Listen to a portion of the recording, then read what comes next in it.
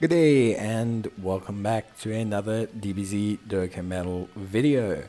In this video we are going to take a look at the details for the brand new 7th anniversary LRs that have been announced on Twitter. We're going to be able to look at the details, we're going to look at the banner units, we're going to discuss the units, we're going to talk about all of their potential, and we'll go through every single detail.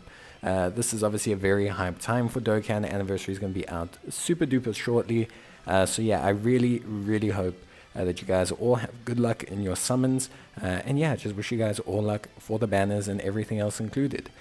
In terms of obviously summoning or saving, it's a summon time. So I'm not going to be doing a save or summon video. I'll just be doing a summons video. But yeah, let's talk about the units. So we have the God Goku and the God Vegeta. First, just the art looks really dope. Obviously it's a little bit low res in the video, but the art looks super duper dope. I absolutely adore it. These guys are going to be a transformation slash kind of switch out unit, and yeah, their leader skill, power beyond Super Saiyan and movie heroes, along with a 30% for Kamehameha category. This is pretty good. Covers a lot of units. Obviously mainly Goku and Gohan units are going to fall under this category. But beyond Super Saiyan, it can include God units, Super Saiyan Blue, Super Saiyan 2, Super Saiyan 3, super units.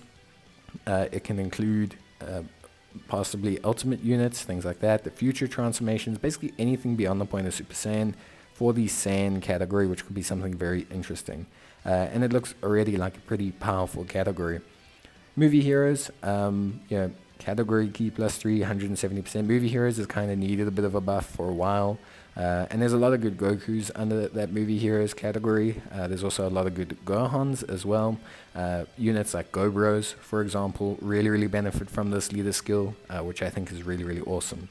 In terms of links, they've got Kamehameha, Super Saiyan, Warrior Gods, Godly Power, Prepared for Battle, Fierce Battle, and Legendary Power. Kamehameha is a very common, very decent link.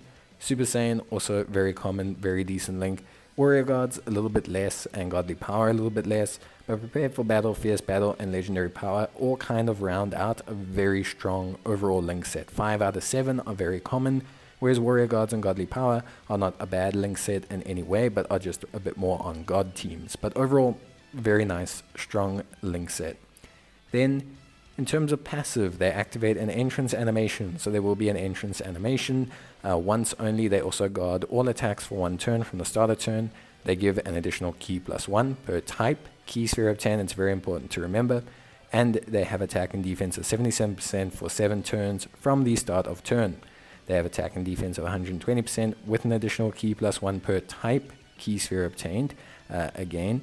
And they have a chance of performing a critical hit of plus 7% per rainbow key sphere obtained. They launch an additional super attack when key is 20 or more, and attacks are effective against all types when key is 24.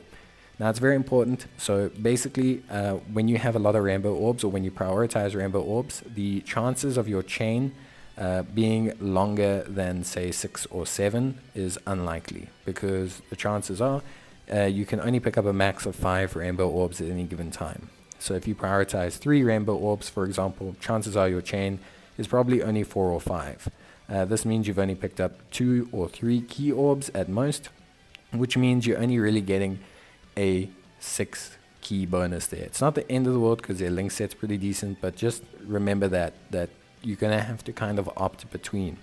Alternatively, if you just want to go for the additional super attack and the attack's effective against all types, you can just go prioritize type orbs and you should be able to get there, and you'll be able to obviously generate those super attacks. Now, these guys have attack and defense of plus 77% for 7 turns and an additional key per type orb obtained. Obviously, this means that they're going to be a lot stronger for the first 7 turns of battle. That's something that's going to be very important to note. Until that point, obviously, then you're possibly going to want to use their active skill to exchange them. So it's very important that they are stronger for those 7 turns so that they can build themselves up and kind of get into a very good defensive state. And then you can activate their transformation and you'll see them really benefit. They also guard all attacks, which is nice. It's nice to guard all attacks, I think. It really helps just to set them up. Even if it's just for 1 turn, It just helps to set them up.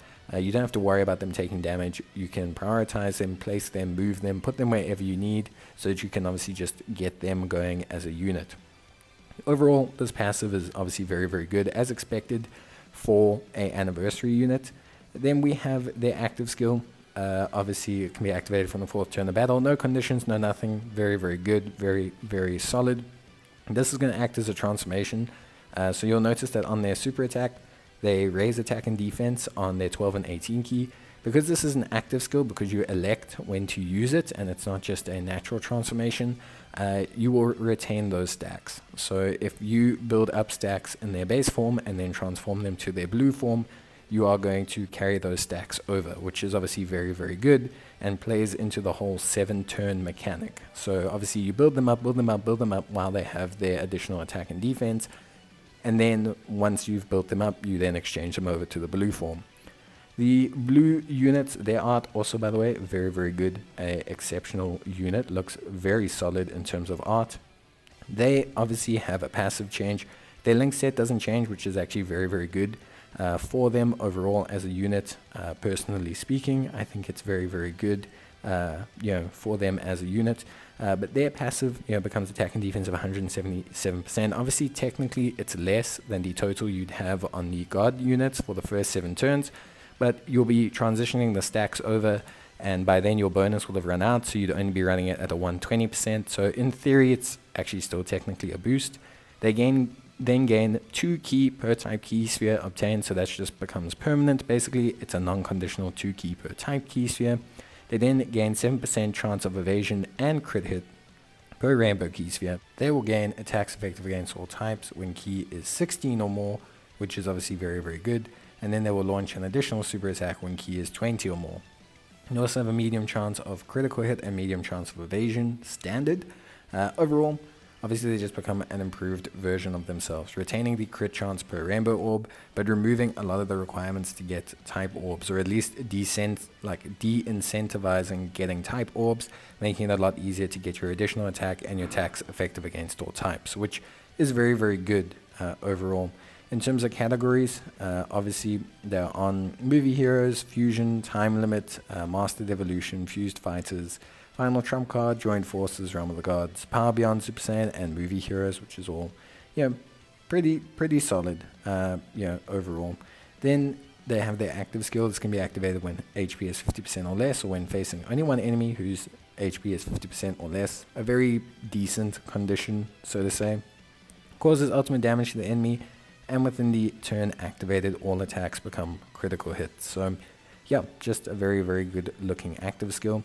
And also an excuse to put them on more categories, which I think is good. And they will now greatly raise their super attack effects for 1 turn. So greatly raise attack, greatly raise defense.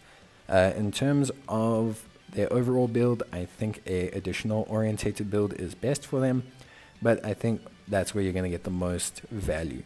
They have a lot of ways to obviously crit. They've got a medium chance already, which is 30%. They then have 7% additional per rainbow orb. Obviously, they can have additionals, but getting 3 additionals that all have a 30 or 40% chance to crit is going to be a lot more valuable than getting 2 that have a 60% chance to crit, in theory. But, doesn't really matter too much. I think they're one of those units that's good either way. Then we come to the Super Saiyan 4 Duo card. I love the art on this card. I just love Super Saiyan 4 as a form. Although I do think the God card has a better base art form, 100%. In terms of their leader skill, they are a Fused Fighters or GT Heroes category unit, and they also buff Kamehameha. Again, this covers a very decent ground. Fused Fighters, Kamehameha category, obviously being, a lot of Vegetas and Gogetas, basically. And then GT Heroes, that mainly just covers Goku, SS4 Gokus, Goku units, but it's really not too bad. Other Gogetas as well, which is obviously very, very good. They have Super Saiyan, Kamehameha, Saiyan Raw, Shocking Speed, GT, Fierce Battle, and Legendary Power. Obviously, being an SS4 card, their skill sets maybe a little bit more limited overall. Super Saiyan's pretty good, Kamehameha is pretty good, Fierce Battle is pretty solid, and Legendary Power is pretty decent. I would have liked Shocking Speed to have been gone for Prepared for Battle. Obviously, they kept shocking speed, which is okay because some Gogeta units and Vegeta units have shocking speed, but I think overall it was to obviously have them mesh with SS4 units, but I think just having prepared for battle would have been better overall for the unit. GT though is a strong link obviously to mesh them up with SS4 units, so all in all really good. And Saiyan Raw is a super duper powerful link, so that's really really good for them. In terms of passive, they activate the entrance animation upon entry, guard all attacks for 1 turn from the start turn, very similar, plus an additional key +1 per type key sphere, attack and defense is 77%, attack of 20%, etc, etc. Very much literally exactly the same as the other unit. So literally their passive is identical to Goku and Vegeta Blue. So this portion here, I don't need to say all the same stuff again. It's literally the exact same passive. All the same things will apply. Great setup. As the buff starts expiring, you're going to want to activate their active skill, pushing them across. But yeah, overall, they honestly look pretty decent. Their active skill, same. No requirement, can be activated from the 4th turn. So I think it is like something that's quite like good again. In terms of category, they have a little bit more categories. They got Accelerated Battle, Giant Air Power, which I think helps them. They also have Battle of Fate and Shadow Dragon Saga. So they do look to have a couple more categories, GT Heroes, and I think they buff a lot of weaker categories or more like niche categories. GT Heroes, Shadow Dragon Saga, Giant Ape Power, all 3 of those benefit huge from having these guys. Fusion as well, and Fusion obviously benefits from both, but Accelerated Battle also really benefits from these guys, so it makes units with those 2 skills more valuable by default. And they again also stack attack and defense as well, which is obviously really really good. So then they transform, they'll transform into Gogeta. Gogeta will be same leader skill and everything. This passive again as well, pretty much exactly the same. Slight difference though, so a slight difference. So whereas obviously Goku and Vegeta Blue gained evasion, these guys will gain reduction of damage, which is something pretty interesting considering how their defense can stack up and everything. So these guys look like if you're in an event where evasion is disabled, they are going to be naturally stronger defensively. They have attacks effective against all types, standard, which is pretty interesting. They also have a high chance of launching an additional super attack and a high chance of evading the enemy's super attack and encountering with tremendous power. So they are different to the Goku and the Vegeta. So whereas the Goku and Vegeta, obviously, they needed 16 key to get types effective against all types, or they they guaranteed launch an additional super attack. These guys have a high chance just base, whereas if you hit 20 key with Goku and Vegeta, they are going to 100% fire off that super attack. So there's nothing really as guaranteed with Gogeta. Gogeta has guaranteed effective against all types, and more just has a lot of chances to do things. High chance of countering, high chance of launching an additional super attack, medium chance of performing a critical hit. Whereas with Goku and Vegeta, things are a little bit more set in stone. If you get 20 key, you will be firing an additional super attack. So there is quite a big, not big, like a huge, but there is a little bit of a change up there in the mechanics of the unit. If you focus on prioritizing the correct orbs for Goku and Vegeta, you can see a much more tangible effect in their performance, whereas Gogeta is more of your cookie cutter, like he can do a little bit of this, a little bit of that, a little bit of everything, which isn't bad. I think it will change up how each unit plays a little bit, which I think is good overall. Then, in terms of active skills, same requirements and same effects. Ultimate damage to the enemy, and critical hits, which is all good. Then we have the clone Kamehameha, greatly raising attack and defense, and then massively raises attack and defense for 1 turn and causes mega colossal damage. The 18 key is pretty nuts. And the reason why the 18 key is pretty nuts is because Gogeta does technically have the ability to fire off 3 super attacks, but he technically has a lot less of an ability to do so than the Goku and Vegeta unit. And the Goku and Vegeta unit can go really, really wild with their super attacks and kind of stack things up. Whereas the ability for Gogeta to raise or massively raise the attack and defense is very important, especially for improving his defensive capabilities. In terms of super attack effects and all that, or stock standard, and then we get onto the banner units.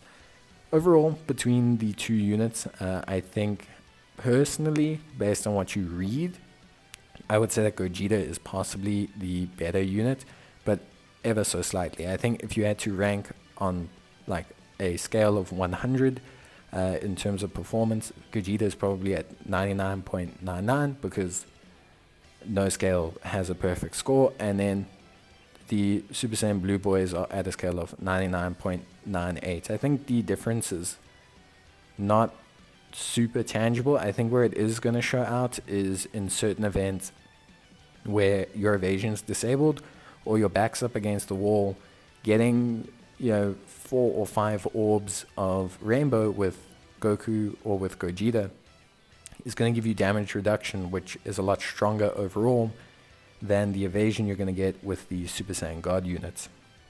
So now we get to the banner unit. So we have a Broly here, just a base form Broly. Really cool addition here. He is a movie boss's lead, which is okay. But the main thing this guy's going to do is he's going to benefit a lot of Broly units and also hopefully benefit the Broly Chilai and Lemo unit as well. He has attack and defense of 180%, has an additional attack and defense of 80% when performing a super attack, disables the enemy's guard with 2 or more key spheres. This is an okay mechanic. Basically what will happen is if he disables their guard, units that would have type disadvantage will no longer have type disadvantage. It's a very situational ability that can be very good. Launches an additional super attack with 6 or more key spheres obtained, and attacks effective against all type if the target's HP is 80% or less when attacking. Deliver the final blow to recover 26% HP at the end of turn. Not that big a deal. Obviously, the final blow to recover 26% HP is a little bit, suspect. It's not really that great. Like, it can really work out for you and it can really not. It can be either a nothing or an everything kind of ability, and those tend to not do well in Dokkan. People generally rather take things like being able to 30% crit all the time rather than critting for one turn. It's kind of that debate, is a unit good because it does everything in one turn very well, or is it good because it does everything decent over 5 turns? Similar thing. Broly, you're either going to get it and you're going to be like, wow, I gained so much health back, or you're not, or you're never going to get it and it's going to see no value.